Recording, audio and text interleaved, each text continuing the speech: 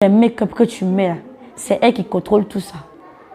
À chaque fois que les femmes portent des talons dans le monde spirituel, leurs pieds se transforment soit en sabots de cheval, soit en queue de sirène, soit en queue de serpent. Et c'est par ça qu'on reconnaît si tu es vraiment enfant de Dieu ou bien si tu travailles pour la sirène.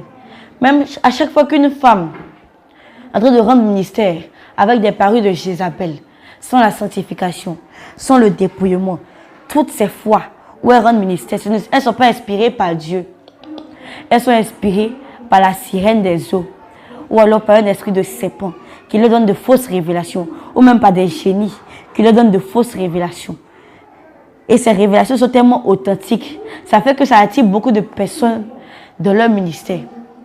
Pourtant, ce n'est pas la réalité en fait. Ce n'est pas qu'il y a l'Esprit de Dieu, ce n'est pas que l'Esprit de Dieu t'accompagne. Même toutefois que tu mets des boucles d'oreilles sur tes oreilles, c'est des codes, des marques que le monde de la sorcellerie porte pour te reconnaître.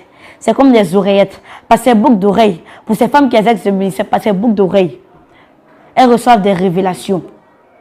Et ces révélations, lorsqu'elles arrivent, ces révélations sont tellement authentiques. Alors que c'est le serpent qui connaît la vie de son adepte. Ces révélations sont tellement authentiques. Elles se disent qu'elles vont prier pour toi. Mais lorsqu'elles prient, rien ne change.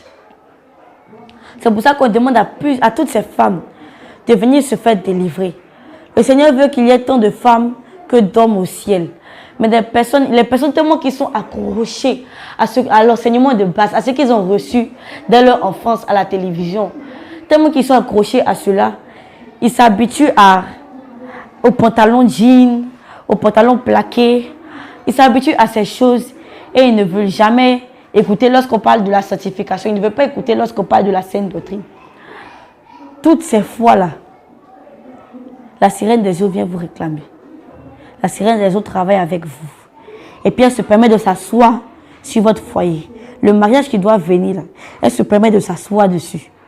La bénédiction qui doit venir, si c'est une somme, une grosse somme, la sirène des eaux met un trou dans ta main, en alliance avec l'esprit de serpent. Et lorsque l'argent tombe dans ta main, le réveil de la main est contrôlé par un serpent, un gros serpent qui est connecté à des hôtels de famille de ta famille. Et ce serpent-là, il envoie l'argent dans les canaries de la sorcellerie ou alors dans les canaries de la sirène des eaux. Donc toutefois que des femmes portent des parures, elles sont directement connectées à la sirène des eaux. Il y a aussi les jouets qu'on offre aux enfants, les jours de Noël par exemple, ou alors les jours de leur anniversaire. Toutefois que vous offrez un jouet à votre enfant, surtout si c'est une figurine de poupée ou alors d'un personnage, à chaque fois, son âme entre dans le jeu en fait. Son âme se rattache à cette poupée que vous lui avez offerte.